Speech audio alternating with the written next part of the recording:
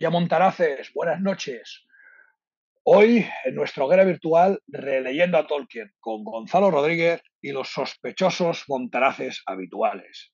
Hoy, en un capítulo muy montaraz, bajo la enseña del Pony Pisador.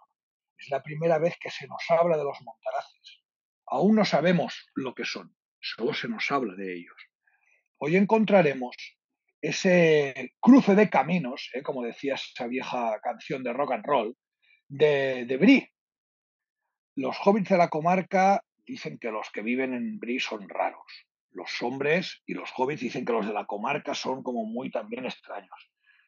Solo los de Bree son normales. Quien no es de Bree es raro. Y para todo el resto del mundo los de Bree son los raros. Es lo que tiene vivir en un cruce de caminos.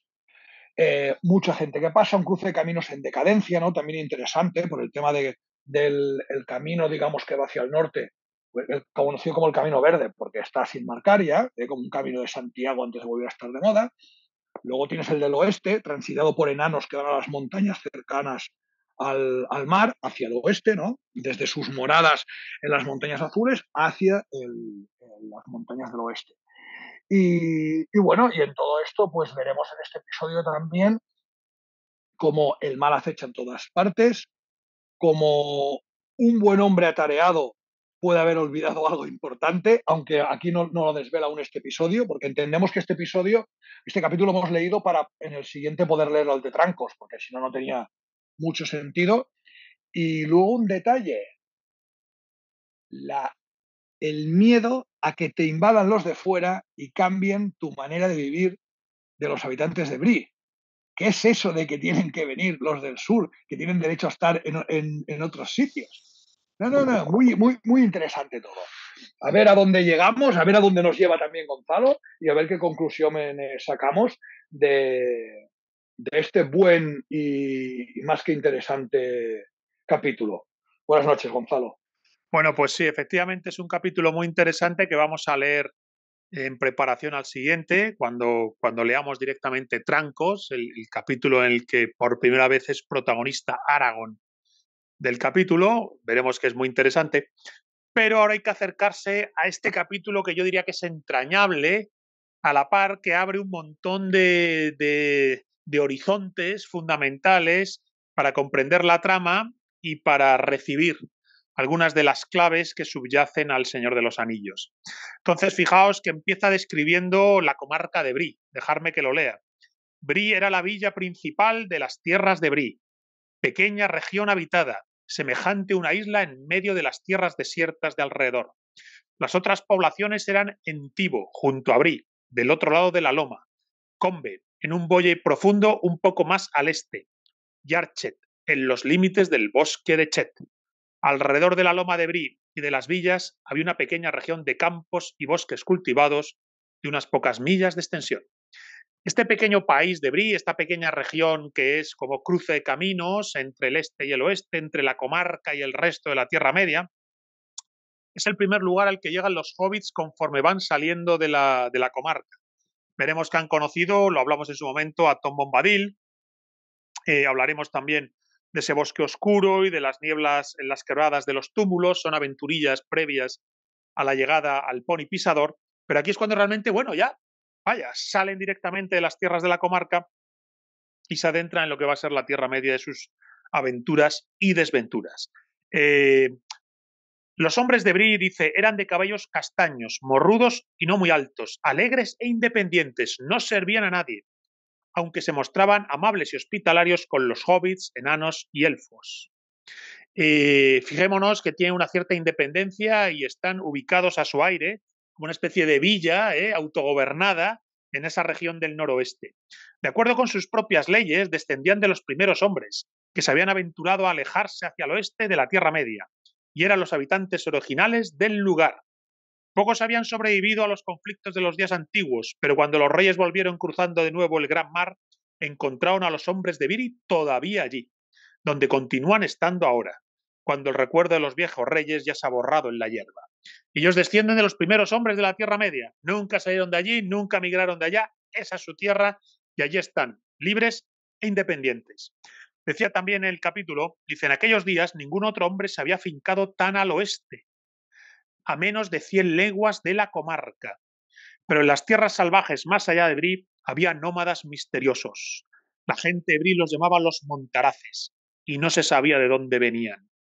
Eran más altos y morenos que los hombres de Brie y se los creía dotados de raros poderes, capaces de ver y oír cosas que nadie veía ni oía y de entender el lenguaje de las bestias y los pájaros.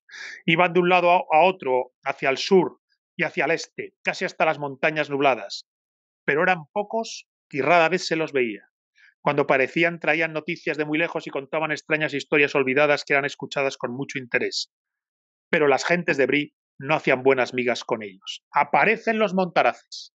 Esas tierras de Brie, de frontera, esas tierras al noroeste, cerca de la comarca, no solo son las tierras donde han resistido una especie de comunidad de primeros hombres, libres e independientes, sino que es donde se han guarecido los montaraces, que sabemos que son fundamentales. Aragón es el gran montaraz, el jefe de los montaraces. También se nos dirá que en la comarca de Brie viven numerosas familias hobbits, y estos hobbits de Brie pretenden ser los hobbits más antiguos del mundo, establecidos allí mucho antes del cruce del Brandivino y la colonización de la comarca. Pensemos que entonces la gente grande y la gente pequeña, los hombres y los hobbits, en estas tierras de Brie pretenden ser los más antiguos de su estirpe. Los hombres de Brie pretenden ser los primerísimos, y la gente pequeña, los hobbits de Brie, llegaron allí antes, se quedaron asentados y luego el resto de los hobbits cruzaron Brandivino y fueron a la comarca, pero los primeros en llegar tan al oeste, tan al northwest, tan al noroeste, fueron esos hombres de Brie y esos hobbits. La aldea de Brie comprendía un centenar de casas y, dice, la posada de Brie estaba todavía allí. Y el posadero era una persona importante. La casa era un lugar de reunión para los habitantes ociosos, charlatanes y curiosos, grandes y pequeños de las 4 aldeas, y un refugio para los montaraces y otros trotamundos. Teniendo en cuenta lo que dice del centenar de casas de Brie y un poco cómo estaba organizada la casa, he calculado que quizás podría haber entre 500 y 1000 personas moviéndose alrededor de Brie. Es un cálculo que he hecho así un poco a mi manera, pero entiendo que es una pequeña aldeíta, es una comarca pequeñita, con no demasiados habitantes, todo lo que es la zona de Brie y alrededores. Pues, ¿qué ocurre? Que aquí llegan los 4 hobbits. Llegan los 4 hobbits y lo primero que hacen es encontrarse con problemas en la puerta, ¿verdad? Cuando llegan. ¿Qué quieren y de dónde vienen? Buscamos la posada, respondió Frodo. Hobbits, 4 hobbits. Y lo que es más, de la comarca, según parece por el acento. Bien, vemos que no suelen recibir visitas de la comarca, efectivamente los hobbits no salen de la comarca, y el autor dirá, no vemos a menudo gente de la comarca cabalgando por el camino de noche. ¿Me excusarán si les pregunto qué es lo que les trae a Brie? ¿Cómo se llaman, si me permiten? Aquí va a haber una pequeña conversación entre el guardián y los hobbits, donde se va a notar que ese guardián que estaba allí esperando, ese guardián que les recibe, quizás ya había recibido a su vez noticias que debía informar.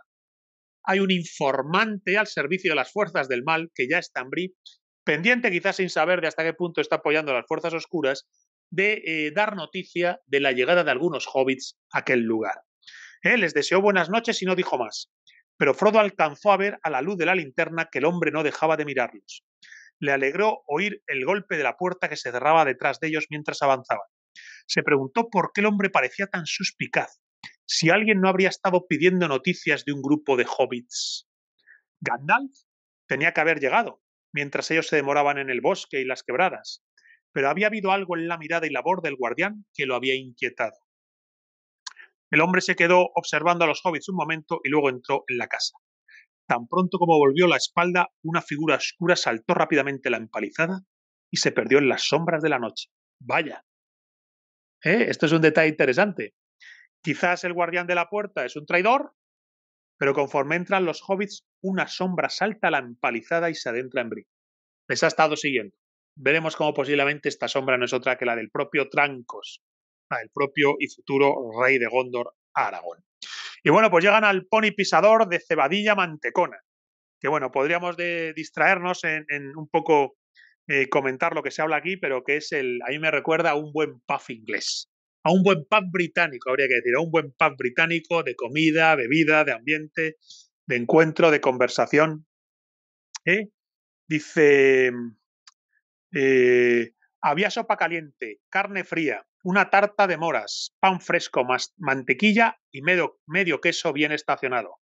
Una buena comida sencilla, tan buena como cualquiera de la comarca y bastante familiar como para quitarle a Sam los últimos recelos. Luego les van a servir una cerveza que va a estar riquísima, que van a disfrutar. Y bueno, pues los huéspedes, dice, estaban reunidos en el salón común de la posada, la concurrencia era numerosa y heterogénea, descubrió Frodo cuando los ojos se le acostumbraron a la luz. Esta procedía sobre todo de una llameante fuego de leña. Bueno, el caso es que cuando ellos llegan a la sala, después de cenar, llegan a la sala, bueno, pues todo el mundo se interesa por ellos, van a tener una escena de conversación. Dijo que le interesaba la geografía y la historia. Esto es cuando él explica qué hace por ahí, es muy interesante. Dice, los hobbits de Bree eran en verdad amables y curiosos, y Frodo pronto se dio cuenta de que tendría que dar alguna explicación de lo que hacía. Dijo que le interesaba la geografía y la historia, y declaró que pensaba escribir un libro, y que él y sus amigos deseaban informarse acerca de los hobbits que vivían fuera de la comarca, sobre todo en las tierras del oeste. Junto con este anuncio estalló un coro de voces. Si Frodo hubiera querido realmente escribir un libro y hubiera tenido muchas orejas, habría reunido material para varios capítulos en unos pocos minutos. Empezaban a contarle ahí de todo y fijaos que va a haber un problema aquí interesante, una cuestión, porque, bueno, surge la conversación, ellos están dando sus explicaciones y dice, los hombres y los enanos hablaban sobre todo de acontecimientos distantes y daban noticias de una especie que estaba haciéndose demasiado familiar. Había problemas allá en el sur y parecía que los hombres habían venido por el camino verde, iban en busca de tierras donde pudieran encontrar un poco de paz. Las gentes de Bree los trataban con simpatía, pero no parecían muy dispuestos a recibir un gran número de extranjeros en aquellos reducidos territorios.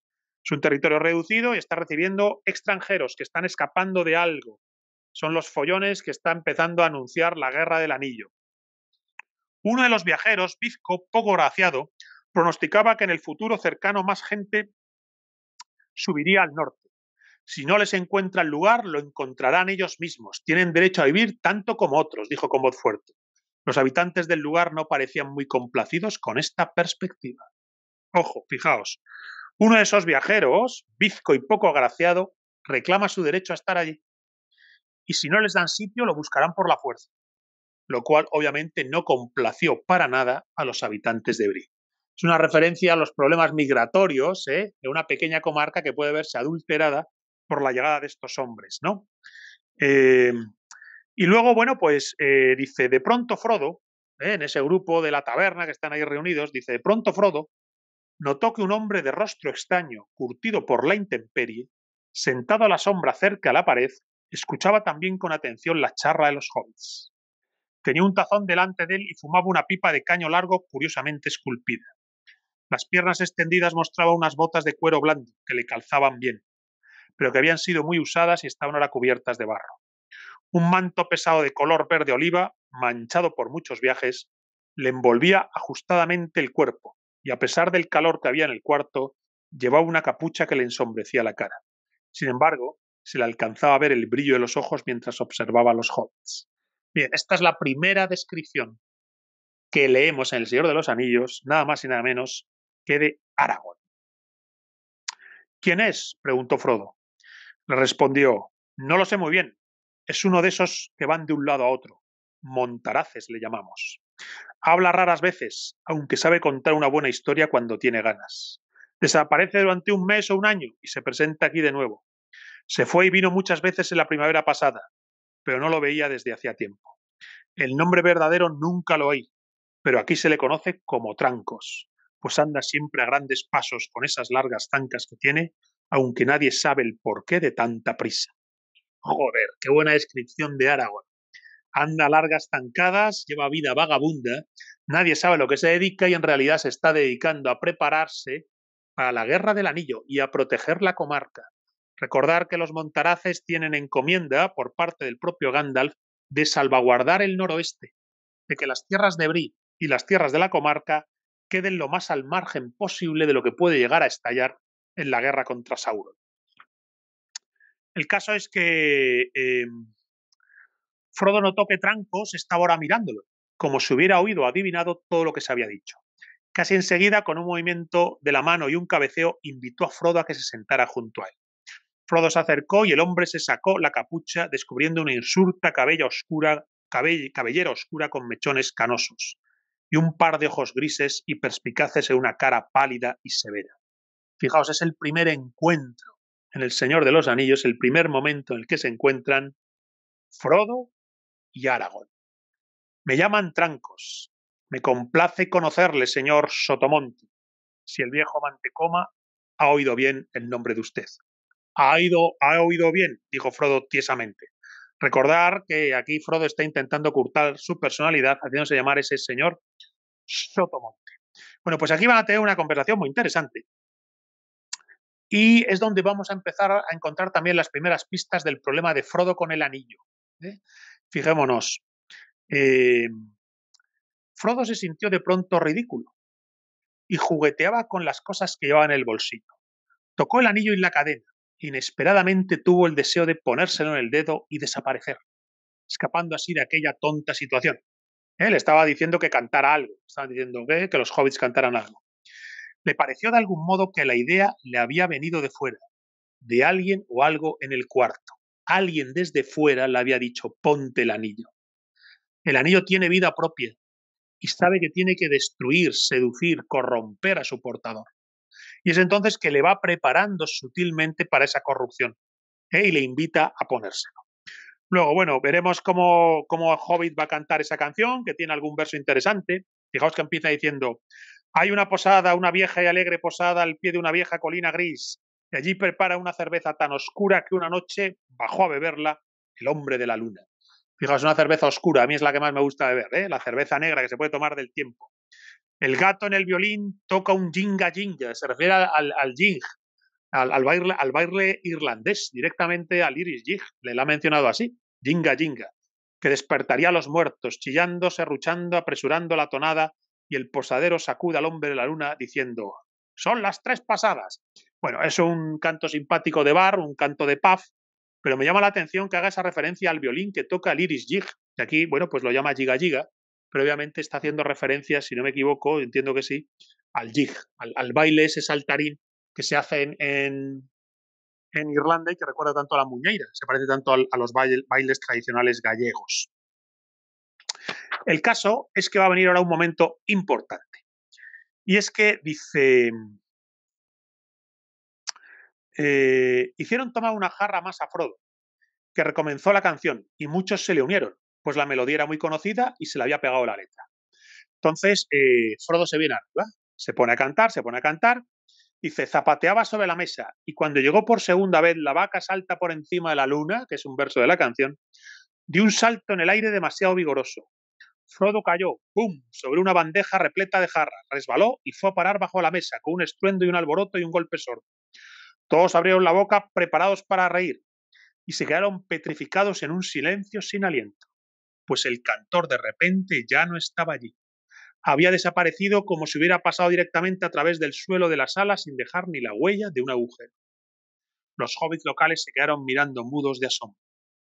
Enseguida se incorporaron de un salto y llamaron a gritos a Cebadilla, el dueño de la taberna. Todos se apartaron de Pippin y Sam, que se encontraron solos en un rincón, observados desde lejos con miradas sombrías y desconfiadas. Es cuando Frodo se ha puesto el anillo al caer y se ha vuelto invisible. Es la primera vez que se pone el anillo en una situación tan imposible, tan poco recomendable, habría que decir, tan poco recomendable como la taberna del Pony Pisador. Dice, pero había un vecino de Bree de tez oscura que los miraba, con la expresión de alguien que está sobre aviso. Pippin y Sam se sentían de veras incómodos. Casi enseguida el hombre se escurrió fuera del salón, seguido por el sureño Bizco. Los dos habían pasado gran parte de la noche hablando juntos en voz baja. Harry, el guardián de la puerta, salió también detrás de ellos. Aquí tienes a los 3 traidores, ¿eh? El guardián de la puerta, que debía estar sobre aviso, y 2 sureños de tez oscura, uno de ellos bizcos, esos que están emigrando del sur al noroeste y que están dando problemas ya al noroeste. Bien, esos hombres de tez oscura, ese bizco y ese guardián, salen, son los chivatos. Debían de estar sobre aviso de a la espera de unos hobbits que podían tener alguna cosa extraña, han desaparecido. Frodo se lo ha puesto y se ha quedado invisible. Ese es el aviso que van a dar. El aviso que van a dar para que luego, como bien sabemos, los Nazgûl persigan a los hobbits. Frodo se daba cuenta de que había cometido una estupidez. No sabiendo qué hacer, se arrastró por debajo de las mesas hacia el rincón sombrío donde Trancos estaba todavía sentado impasible. Se apoyó de espaldas contra la pared, se quitó el anillo.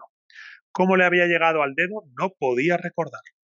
Durante un instante se preguntó si el anillo mismo no le había jugado una mala pasada. Quizás había tratado de hacerse notar en respuesta al deseo o a la orden de alguno de los huéspedes. ¡Joder! Fijaos cómo el anillo le ha engañado ya, ¡pum! Y para hacerse notar y que los chivatos que estaban allí lo supieran, los espías de Sauron, el propio anillo le ha engañado y le ha hecho ponérselo sin casi percatarse de ello. Bien, dijo Trancos. ¿Por qué lo hizo? Cualquier indiscreción de los amigos de usted no hubiera sido peor. Ha metido usted la pata, o tendría que decir el dedo. Fíjate, Trancos le tiene que decir, has metido la pata. Y entonces dice, no sé a qué se refiere, dijo Frodo molesto y alarmado. Y le contestó Trancos, oh, sí que lo sabe, pero será mejor esperar a que pase el alboroto. Luego, si usted me permite, señor Bolsón, me agradaría que tuviésemos una charla tranquila. Fíjate que ahora le ha llamado Bolsón, no ya Sotomonte, le ha sacado el nombre verdadero.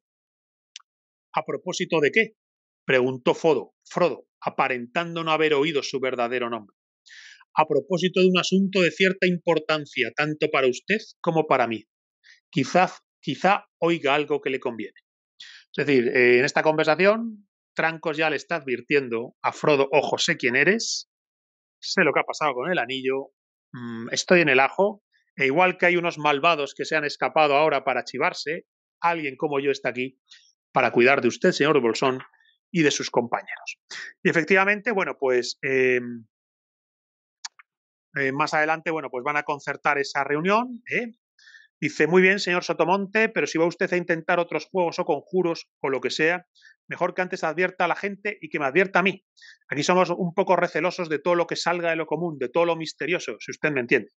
Se refiere aquí, está hablando así el señor de la taberna, y dijo, claro que no, dijo Frodo, sintiéndose que se le encogía el corazón. Se preguntó cuántas charlas privadas tendría que sobrellevar antes de poder acostarse y qué revelarían. ¿Estaba toda esta gente confabulada contra él? Empezaba a sospechar que aún la cara redonda del viejo Mantecoma ocultaba negros designios. Y es que efectivamente el señor Mantecoma se le había olvidado señalar que tenía una conversación pendiente con ellos. El señor Mantecoma le ha dicho que tenían que hablar.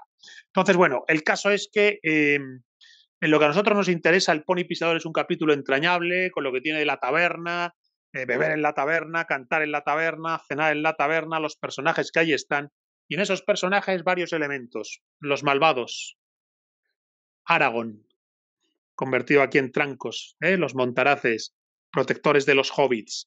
Y al mismo tiempo el anillo que se da a conocer, que levanta la bandera roja, para que los chivatos corran a avisar a lo que luego será la persecución de los Nazgûl contra los hobbits, y Aragorn, que está allí pendiente, bueno, pues de explicarles cómo a partir de ahora sus destinos van a quedar íntimamente unidos.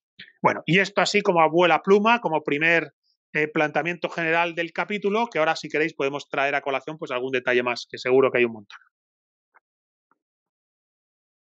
Lo es importante recalcar dos cosas que has comentado antes, lo voy a leer, porque entonces separadas van juntas y es el sentido del capítulo, que es, tocó el anillo y la cadena, e inesperadamente tuvo el deseo de ponérselo en el dedo y desaparecer, escapando así de aquella tonta situación. Le pareció de algún modo que la idea le había venido de fuera, de alguien o algo en el cuarto. Y las otras frases son, durante un instante se preguntó si el anillo mismo no le había jugado una mala pasada. Quizá había tratado de hacerse notar en respuesta al deseo o la orden de alguno de sus huéspedes. No le Exacto, gustaba sí, el sí. aspecto de los hombres que había dejado el salón. Claro, aquí venimos de leer El Hobbit y ahora hemos empezado con Señor de los Anillos. Aún nadie sabe todavía, bueno, nadie de los protagonistas sabe, y menos el lector, que el anillo tiene vida propia. Hasta ahora para nosotros es un anillo mágico que te hace invisible y el único que sospecha algo es Gandalf.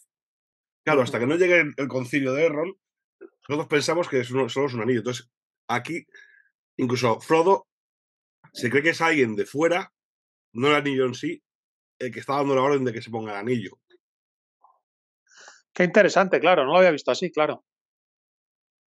Claro, es que eso. Se puede decir que todavía no saben hasta qué punto el anillo es una carga y un problema.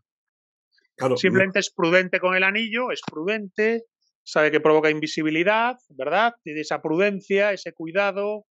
Se le ha citado en la posada de Bree porque está acudiendo allí por la cita que le ha dado Gandalf. Luego Gandalf no va a estar. Sabemos que Gandalf ha sido traicionado por Saruman.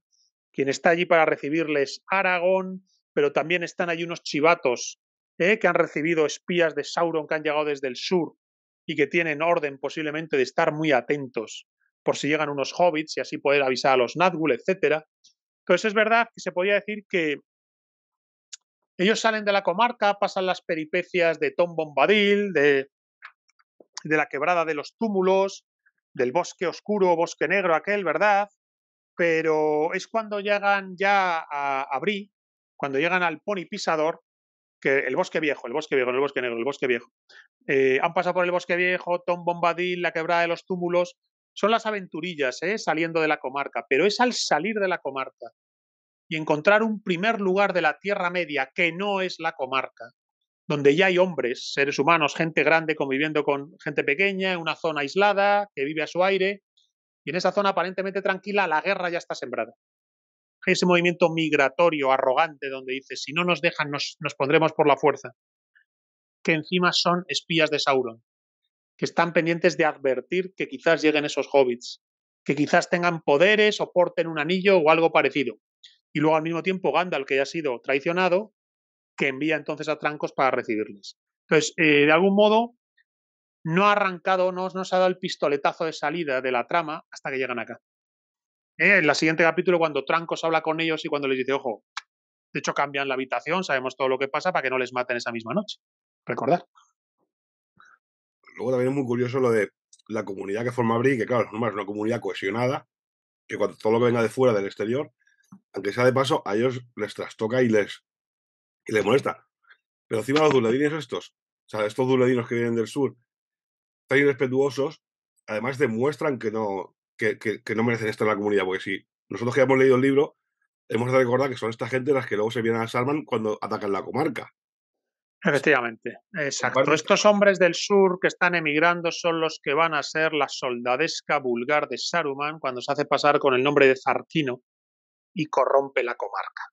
En Bree están conviviendo los habitantes de Bree con los viajeros, los enanos que están de paso, los montaraces, los propios hobbits, y hasta ahí es una comunidad bien avenida y muy orgullosa de sus libertades, de su autogobierno y de su antigüedad. Son orgullosos los primeros hombres. Estamos aquí desde el principio.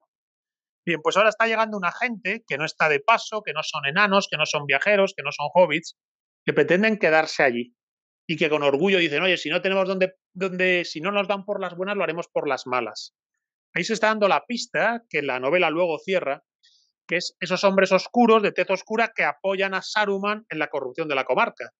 Lo que llamamos el capítulo aquel que leímos sobre Zarquino, el fin de Saruman. Entonces, efectivamente, ahí se está anunciando el problema que después encontraremos al final de la novela, que en su momento dijimos al comentarlo que era un acierto literario, ¿no? Los hobbits vuelven y en lugar de volver alegres y felices, ¡hostias! La comarca se la han envilecido. Esos hombres del sur han sido envilecidos por Saruman, eran aliados de Saruman y han corrompido la comarca y bueno, sabemos lo que pasó, es otro capítulo, lo comentamos en su momento. Pero es verdad que aquí eso está anunciado con ese feo bizco, el otro de tez oscura, e incluso el propio guardián de la puerta, que está ya corrompido y que supongo que bueno, pues hace parte de los que advierten a los Nazgûl de que los hobbits han llegado. Entonces, a mí en la película recordar que el retrato que se hace de la taberna es muy entrañable, el momento en el que canta Frodo. Aquí cantan todos, os acordáis, se pueden a bailar todos los hobbits en una mesa, Merry y Pippin. Aquí quien canta es Frodo, se viene arriba, se resbala, se cae, y el mismo anillo se le pone por casualidad. Entonces, yo creo que también, bueno, lo he dicho hace un instante, es evidente que tiene que ver con la cultura de pub británico. El pub británico es un lugar de encuentro, si el pub es como Dios manda, tiene chimenea adentro, hay más cervezas oscuras y negras que cervezas rubias, es un lugar agradable donde la gente se anima a cantar canciones tradicionales, el Irish Jig, indirectamente menciona la música tradicional irlandesa, qué maravilla. Entonces, también hay un cierto puff, un homenaje. ¿A quién no le apetece tomarse una cerveza en el Pony Pisador y cenar esa mantequilla, queso y sopa caliente que pone, ¿no? El el señor Mantecoba. Bueno, pues eso también yo creo que aparece como detalle un poco casi antropológico británico. Ahora, lo fundamental aquí también es ese primer encuentro de Frodo con Aragorn. Esa amistad es fundamental en la novela. Y aquí se encuentran por primera vez. Y entonces Frodo, claro, es suspicaz, no puede fiarse de cualquiera, pero va a decir, señor Bolsón, ¿ha metido usted la pata o quizás habría que decir el dedo? Y entonces ahí se va a dar cuenta de que realmente esa persona que está ahí, bueno, pues es importante para su camino. De hecho, se me ha pasado a leerlo, lo he dicho por encima, el propio señor Sotomonte, dueño de la taberna, que le dice: antes de que se vaya, quiero tener con usted unas palabras en privado, señor Sotomonte. Acabo de recordar algo que usted tiene que saber. Espero no molestarlo. Cuando haya arreglado una o dos cositas, iré al cuarto de usted si no le parece mal. Hay un mensaje también del señor Sotomonte. Todo esto tiene que ver con el tema de Gandalf y de la Guerra del Anillo, que está a punto de estallar. Pero bueno, estoy hablando yo, venga, a comentar cosas. ¿Sabéis lo que es interesante de esto? Fijaros que dice que hay muchos hombres, aparte de los viajeros, que los entendemos que van a ser agentes de Zarkin o de Saruman, pero el que tenemos seguro es Vile Lechal. Vile Lechal ya está ahí. Fijaros que dice, se llamaban de maneras muy del campo y habla del Lechal. Es el mismo Bill que dice, el que respondía a nombre de Lechal se va, pero es el que está demostrado porque Bill Lechal, que luego, ya veremos, le estima con el pony Bill, que en verdad no es un timo, porque Bill demuestra ser un gran pony, pero recordar que cuando leímos el saneamiento de la comarca, el tío que guarda el puente del Brandivino y que Bill el pony le da una coz y desaparece para siempre es Bill Lechal. Por tanto, no solo se unen a Saruman esos viajeros, sino la propia purria de Bree. O sea, fijaros, y eso es una gran enseñanza velada. De fuera viene basura, pero en casa también la hay. No me había fijado yo de eso. A ver, que lo repase. Un momentito. Fíjate en los tres que se van. O sea, los tres que se van una vez o sea, se desvela el secreto. Harry, el guardián de la puerta, salió. Vale, ¿qué más? Bree, dice, había un vecino de Bree de tez oscura. Por un sureño bizco. Claro, el sureño bizco que hablaba y el de tez oscura es Vile Lechal. Vile Lechal, que ya antes, cuando dice los distintos nombres, habla de él. Es que no tengo el libro aquí. Lo dejé vale, sí. Habla de cómo se llaman la gente de ese pueblo. Fijaros. Todos los hombres de Bree parecían tener nombres botánicos. Juncales, Madreselva, Matoso, Manzanero, Cardoso y el Lechal. Pero la mayoría llevaban nombres sacados de accidentes como Bancos, Tejenora, Cuevas, Arenero, Tunelo. Pero ahí lo tienes, ese es Vile Lechal. Y que luego les dice, porque cuando le compran el pony les dice que los ha visto en la taberna, y ellos lo reconocen como que se ha ido, pero luego el Vile Lechal es el guardián del Brandivino. O sea, este personaje, el que les ve, o sea, el Lechal que aquí se menciona, es el que les vende el Hobbit y es el que luego, yo no me acordaba, aparece en el capítulo final de llegar a la comarca y a esta Saruman allí corrompiéndolo todo, ¿verdad? Es el guardián de la puerta del puente del Brandivino, se acojona y el pony lo zurra, porque era el pony que él vende, que tenía un pony maltratado y se lo quiere vender. Qué bueno, qué interesante. Fíjate, ese detalle, ese retruécano de Tolkien se me había pasado completamente. O sea, es decir, que el que les vende el pony, que no sale en este capítulo, sale más adelante, es el mismo que se ha dejado corromper por Saruman y se va a llevar la coz del pony.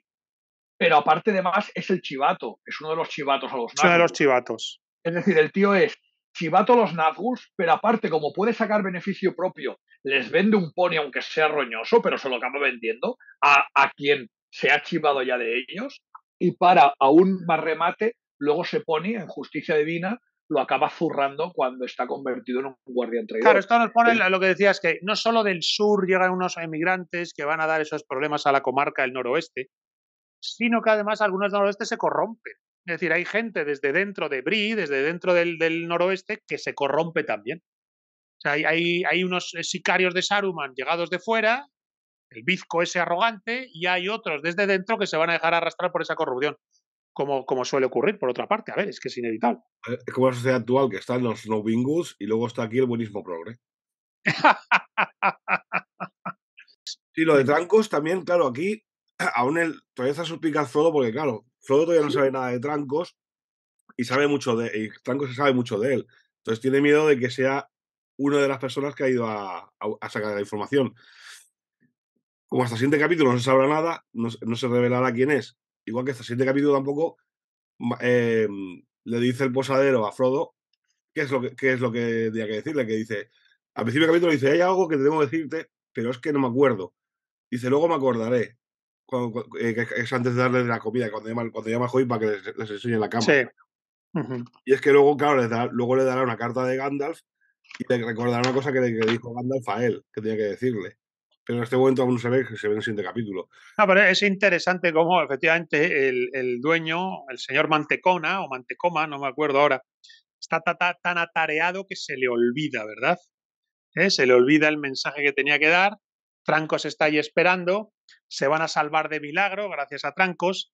Y a mí me parece muy interesante Trancos, no sé si sabéis que al parecer, por las cartas de Tolkien y comentarios suyos, al parecer cuando él describe Aragorn, la primera vez que le describe, en su gesto, la energía que sale de ese Aragorn sentado en el pub, fumando en pipa, serio a un lado, es el poeta Roy Campbell.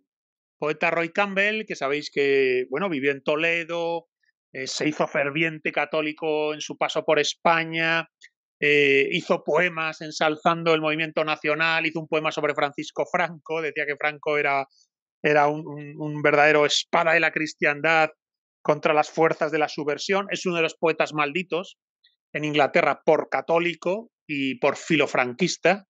Él vivió en Toledo, Campbell, directamente en las matanzas de los conventos de clausura y demás. Y entonces este señor fue amigo de Tolkien.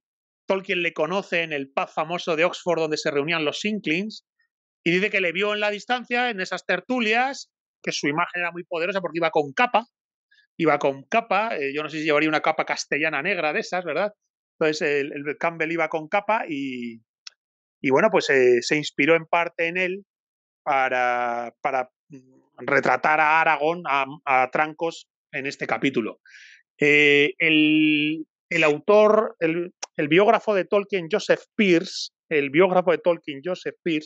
tiene publicada al castellano la biografía de Roy Campbell y es una maravilla, merece la pena. Es un autor, un poeta de una fuerza tremenda, tradicionalista, convencido de que el mundo moderno era putrefacción, que conoció el mundo de la espiritualidad en parte en esos conventos de clausura en Toledo, en esa vida religiosa tradicional, y la verdad es que, bueno, pues es una maravilla como al final no sé si llamarle romántico, católico, inglés, Roy Campbell, bueno, pues acaba haciendo buenas migas con Tolkien y acaba inspirándole para esta descripción que se hace de Trancos de Aragorn en el Pony Pisador. Recordemos que Tolkien lo hemos visto, guste o no a los fans de sus películas y guste o no a los progres, en su obra básicamente es la obra de un tradicionalista. Lo estamos sacando a la luz en muchos capítulos, es la obra de un tradicionalista, de alguien completamente ajeno a los paradigmas del liberalismo, el socialismo y demás. Entonces, bueno, también es anécdota que merece la pena señalar.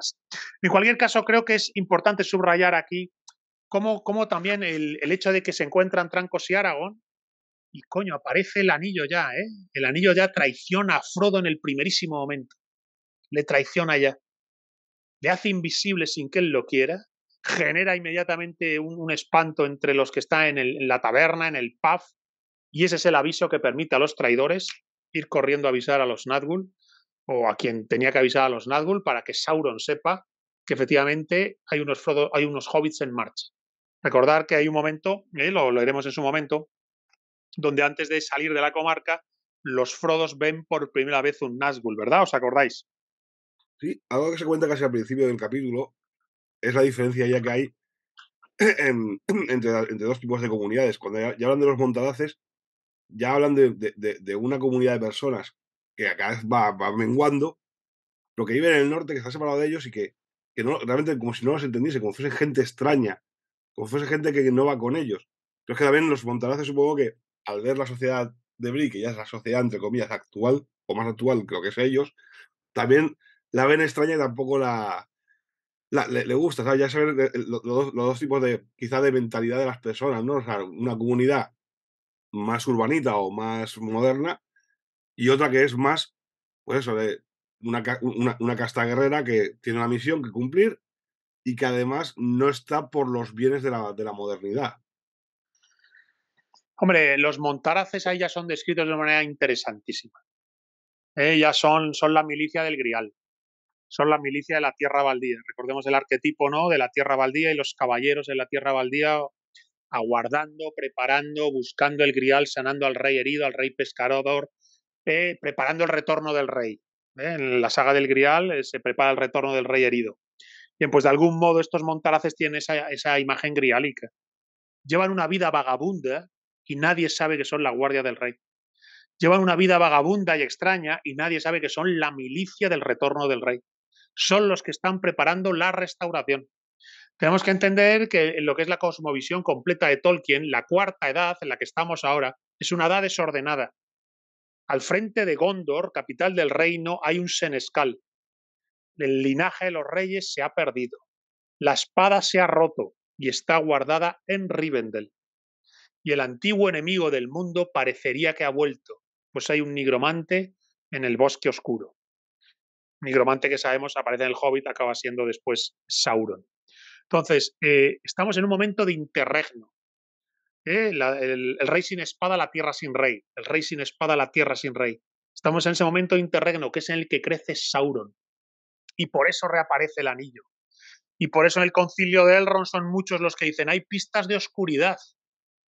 Hay pistas de oscuridad y este interregno es el que va a aprovechar Sauron. Y en el concilio de Elrond aparece Aragorn y dice, no, el rey soy yo. Y los montaraces son mi guardia.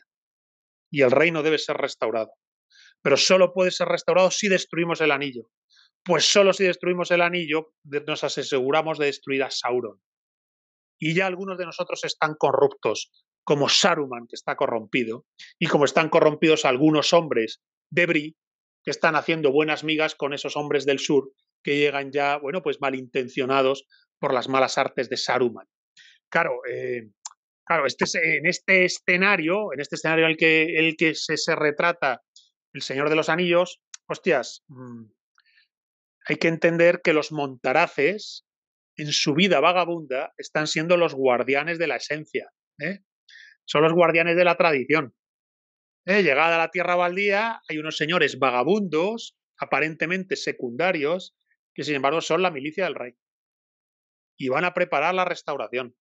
Y van a preparar que se forje de nuevo la espada, para que la espada la pueda volver a empuñar Aragorn y pueda ser restaurado en el trono de Gondor y se restaura la edad perdida, el reino perdido. Claro, todas estas imágenes, obviamente, lo siento por todos los progres demócratas y religiosos de los derechos humanos del mundo moderno y del liberalismo y los socialismos, lo siento, todas estas imágenes que están en Tolkien no son modernas, son de la doctrina tradicional. De hecho, diría que son de la tradición en el sentido casi platónico, ni siquiera no concretamente católico o concretamente islámico o concretamente hindú, de la tradición concreta que queráis, no. Son como formas arquetípicas de la tradición. Entonces, coño, es que Tolkien escribe desde ahí. Por eso la idea del montaraz es tan valiosa. Por eso el simbolismo del montaraz es tan valioso. Resistir en la tierra baldía, preparar el retorno del rey y proteger a los hobbits. Una de las funciones fundamentales que tienen los montaraces durante la Cuarta Edad es que las tierras del noroeste se vean a salvo de las influencias del nigromante, de las fuerzas posteriormente de Sauron. Cuando ya estalla la guerra, los montaraces se van uniendo a Aragón, la comarca deja de estar protegida y es cuando Saruman, transmutado en Zarquino, y aprovechando que están esos emigrantes del sur en el noroeste, ataca la comarca y la joroba, ¿verdad? Lo sabemos. Pero hasta ese momento la comarca ha quedado protegida por la acción de los montaraces, que son la milicia del rey, preparan el retorno del rey, la forja de la espada y protegen a los hobbits. Ese proteger a los hobbits es una orden de Gandalf, recordad. Gandalf es quien dice, esta gente pequeña y humilde es muy valiosa. Las acechanzas del ego, las acechanzas de la vanidad, las acechanzas de lo que genera el anillo, allí son menores. Por eso al final son los hobbits los que portan el anillo hasta la grieta del destino, ¿no? Los dos héroes, Frodo y Sam. Ahora una locura mía, y es que aquí la película y el libro difieren. En la película, si os acordáis, son Merry y Pippin que están bailando y Frodo cuando les va a dar el toque para que dejen de llamar la atención. Sí, exacto, sí, sí. Aquí, sin embargo, es peor el remedio que la enfermedad. Está llamando la atención Sam y Pippin, le pide trancos a Frodo que corte el tema y él lo que piensa hacer es llamar la atención él para que dejen de focalizarse en los otros dos. Y quizás salir de su arquetipo, que es la persona humilde y modesta, y buscarse ese centro de atención, el castigo es que el anillo se le acaba poniendo en el dedo. Sí, de hecho hay un momento en el capítulo que es cuando le dicen que siga cantando. Él ya ha cantado esa canción, ¿no? Del hombre de la luna, donde hace referencia al Iris Jig, ¿verdad? Y entonces dice, le tocó a Frodo entonces sentirse satisfecho de sí mismo. Zapateaba sobre la mesa y cuando llegó por segunda vez a la vaca salta por encima de la luna, dio un salto en el aire demasiado vigoroso. Y cuando se cae, se mete el bofetón y se le pone el anillo. Efectivamente, en la película son Merry y Pippin los jaraneros. Merry y Pippin los jaraneros. Bueno, todos los hobbits son jaraneros, porque el propio Frodo es jaranero, recordar en la película al principio, y bueno, y en la propia novela, el propio Frodo es jaranero también. Los hobbits son alegres, disfrutan la vida, tienen contento natural. Pero en este caso, en la película, Frodo es el que está tratando de ser prudente y Merry y Pippin los descarados. Aquí el propio Frodo parece que, bueno, pues acaba metiendo la pata y él mismo acaba siendo descarado. De hecho, de los dos, Merry y Pippin, creo que es Pippin el que no participa en el baile, en la taberna, y se queda como en la terraza después de cenar. No, es Merry, que además, O Merry. en la de dibujos, la que hizo Bansky en los 70, es el que los angula, no es que lo ataquen, no es que lo atacan, pero lo deja como aturdido cuando sale afuera a tomar el aire. El caso es que entre el anillo que aparece por primera vez en su capacidad de traición, de advertencia de lo que se le viene encima a Frodo, pobre Frodo, no sabe la que tiene encima en ese momento, ¿os dais cuenta? No sabe el largo Gólgota que tiene por delante hasta la grieta del destino. Y aparece Aragorn, que es un montaraz, lleva años, quizás lleva toda su vida viviendo casi como un montaraz, y no sabe hasta qué punto la amistad que va a forjar con Frodo va a condicionarle y va a meterle de lleno en la Guerra del Anillo hasta liderarla y acabar en el trono de Gondor. Y del mismo modo no te digo ya Merry, Pippin y Sam, que sean los tres más ajenos a la Guerra de Sauron y que se han metido en la Guerra de Sauron de una manera que, bueno, pues lo iremos comentando cuando leamos el capítulo en el cual Merry y Pippin se incorporan a esa pareja viajera, porque se encuentran los cuatro, sale en la película, lo veremos también en la novela, y como Merry y Pippin no sabían hasta qué punto sus bromas y sus carrerillas y sus tonterías les iban a meter en la mayor aventura de la cuarta edad. Claro, es que aquí además todavía están pensando que su objetivo, su camino es llegar a Rivendell. Exacto. Se limpiarán las manos, verán elfos, se harán 4 selfies y se irán para casa. Exacto, ellos quieren llegar a Rivendell, ver también a Bilbo, vivir su aventura y volver. Y no saben que llegado a Rivendell solo es el primer paso de un largo viaje. Y se forma la comunidad del anillo. Lo que sí que es interesante que has comentado, Gonzalo, de este capítulo es la primera vez de muchas cosas, ¿no? Es la primera vez que el anillo actúa con vida propia, es la primera vez que vemos a Trancos, es la primera vez que sienten el peligro de verdad, porque lo han sentido los Nazgûl y tal, pero era un peligro muy inminente, muy como si viene el fulano de turno con un machete. Ojo, al peligro subyacente de creerte rodeado, de ver cosas y tal. Es un peligro más latente que no habían tenido un peligro directo, ¿no? Pues, sí, sobre todo la idea de estar metidos en una guerra mucho más grande, decir, ostras, nos estaban espiando, nos espera este señor. Yo creo que es un capítulo en el que se dan cuenta de cada vez más de que se están metiendo en una guerra que desborda su entendimiento. Sí, y luego una cosa muy importante para los que releemos este capítulo, que lo vemos, ya no aparte de que lo leas, cuando lo vuelves a leer en los anillos, ves muchas cosas, está claro, pero cuando solo lees un capítulo y te centras, vemos cosas como ninguno de aquí se había dado cuenta que hay una sombra que salta que es Aragorn, por tanto es Aragorn, Aragorn, exacto, es Aragorn. Aragorn no estaba en el pony pisador y hacía un montón que no le veían, ¿no? Son ese tipo de cosas les estaba siguiendo desde el primer momento, en algún momento se puso a su lado, les empezó a seguir, Les está cuidando. Si hemos quedado que los Montaraces cuidan a los hobbits. Hay una cosa que está clara y es, desde que en el momento en el cual tú lees todo, lees de una manera, pero cuando ya lees buscando detalles y tal, te dabas cuenta de la grandeza de Tolkien con esos detalles como los de Vile-le-Chal, con ese tipo el detallito del Vile-le-Chal, el detallito del salto de trancos, esas mínimas cosas que cuando lees la novela entera no te puedes dar cuenta de ninguna manera. Claro, yo no había caído en lo del Echal, no había caído en lo del Pony, no había caído en que los hombres del sur que ayudan a Zarquino Saruman, efectivamente ya están ahí anunciados que están invadiendo Bree, claro. Sí, yo eso me he dado cuenta ahora, pero estoy seguro que si tú lees hace un año toda la novela seguida tampoco te das cuenta, porque no paras, tienes manillas, ¿no? Y estos matices tan claves, lo inteligente que era Tolkien, la grandeza de esos matices, que es la grandeza de él, aunque no los veamos, aquí siguen. Que creo que puede ser la 10ª vez que leo los Anillos. No me había dado cuenta de estas cosas, tío. Es una locura. Bueno, pues por eso decimos, ¿cuál es vuestro proyecto político? La Tierra Media, Tolkien, el Silmarillion y la guerra de Gandalf y Aragorn contra Sauron. Es que también no es lo mismo leer el libro como una novela a leerlo y reflexionar sobre cada capítulo. Claro, lo cambia todo, aunque algunas veces podamos ser redundantes en ideas y conceptos que están sobreseídos en todo el libro, pero das en clavos concretos que no darías de otra manera. Y es muy interesante el poder hacer y compartirlo, y espero pues que también que los 4 mataos que nos escuchan, porque mira, son 4 locos, de todo Gracias corazón. a todos los que nos siguen, a esta pequeña comunidad de Montaraces, gracias a todos los que nos escuchan mes a mes, porque están seguro tan enamorados de Tolkien como nosotros, tan enamorados de la Tierra Media, y seguro que de algún modo todos saben que el libro más revolucionario contra el mundo moderno del cual tiene que salir la forja y la espada es el Silmarillion y el Señor de los Anillos, coño. Así es, más no podemos añadir. Muy buenas noches a todos.